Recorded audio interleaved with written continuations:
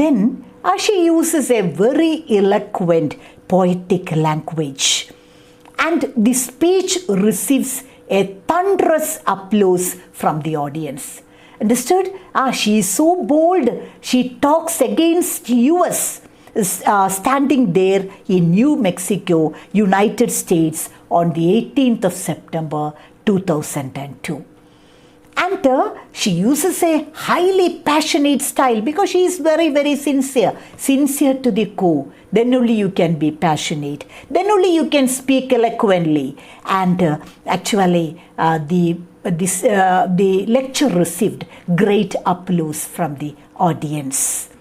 And towards the end of her lecture, she warns the reader about the 3 secretive institutions which are controlled by the US and which in turn controls the whole world. They are the International Monetary Fund, IMF, the World Bank and the World Trade Organization. Okay, International Monetary Fund, World Bank and World Trade Organization. She mentions before concluding this speech, she talks about with contempt at these great secretive institutions because they are also backed, supported, controlled by US and UK. And so, I told you, come September is a speech, is a lecture. And when we begin with the text, please keep the text open. I say, in the beginning of the speech, I have hinted earlier, she gives 2 reasons for writing and reading out her speech. Why she presents it like a lecture. In her own words, besides, I am sure that you are much more interested in the way I speak. See, this is the reason that she gives for writing out her speech and reading it later to the audience. Because I am sure that you are much more interested in the way I speak. And so she knows that we already have enjoyed her writings. And so she preferred to write. And the second, in her words, the things I love to say are complicated, dangerous things in these dangerous times. Is the idea clear?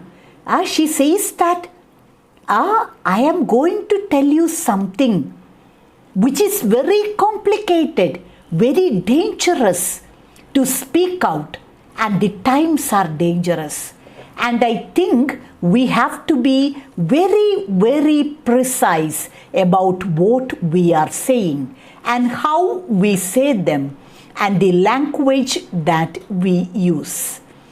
That is the second reason in the author's words. The things I have to say are complicated, dangerous things in these dangerous times. And I think we have to be very, very precise about what we are saying and how we say them and the language that we use. And so she is very careful because she is going to deal with very important issues. And so she should use a very precise language. And so she has written down and then she reads it out to the audience sitting in front of her in New Mexico, United States, in the Lenin Foundation.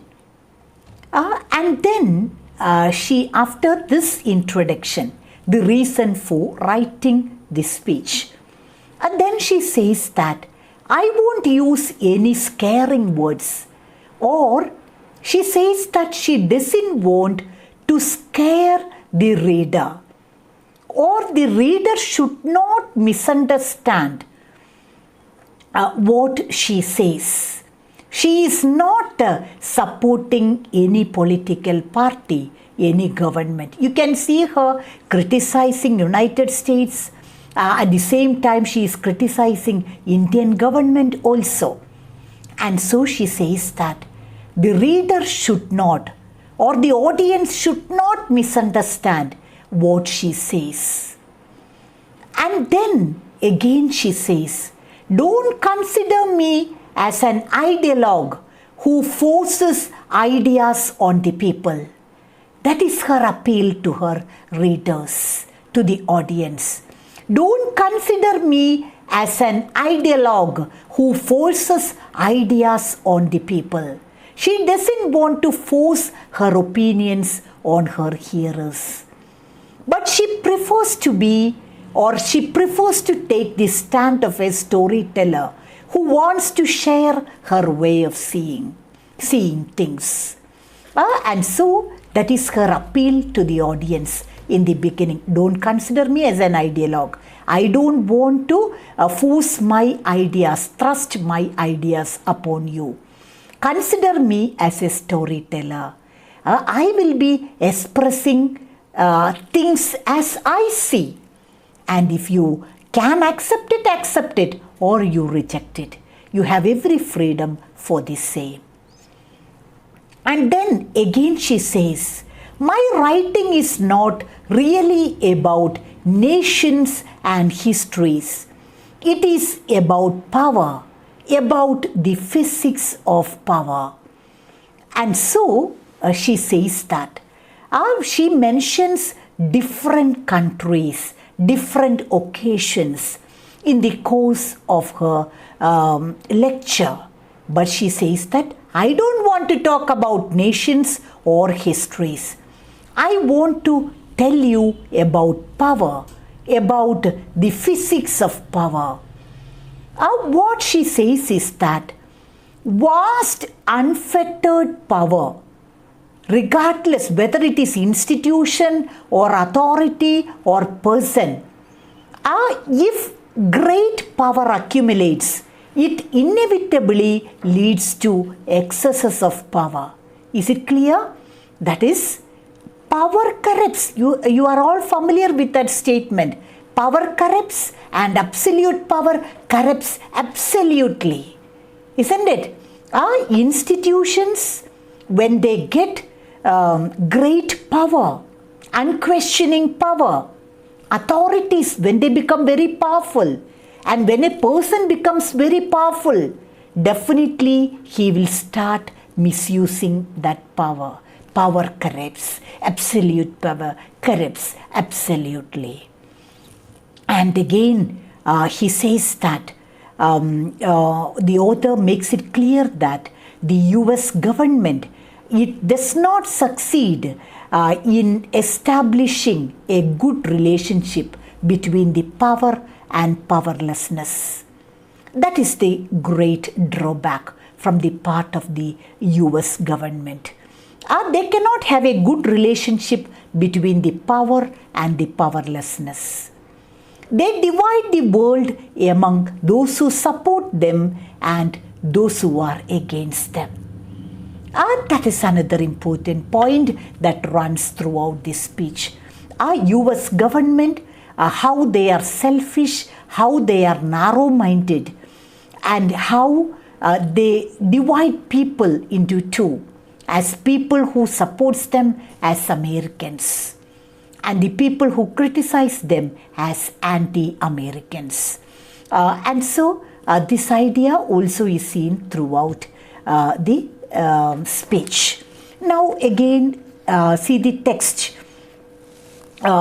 Here she refers to different examples how power is misused, and how war becomes destructive, how it curtails human rights, how innocent people are killed.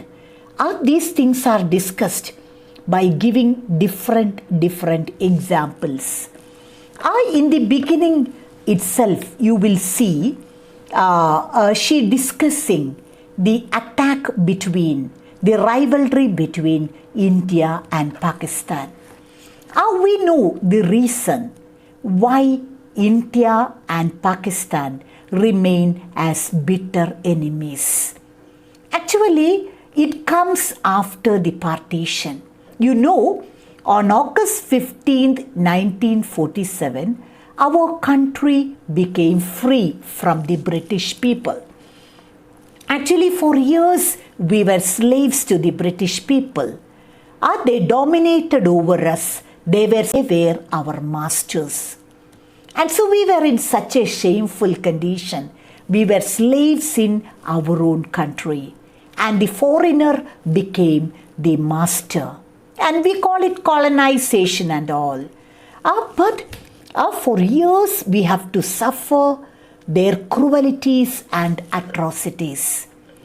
And finally, under the leadership of Gandhiji and great leaders like him, we organized, our forefathers organized, all the Indians, irrespective of the caste and the creed, Hindus, Muslims, Christians, Sikhs, Zoroastrians, Buddhists, everybody stood hand in hand and protested against the foreign rule. And finally, our country became independent, free on August 15th, 1947.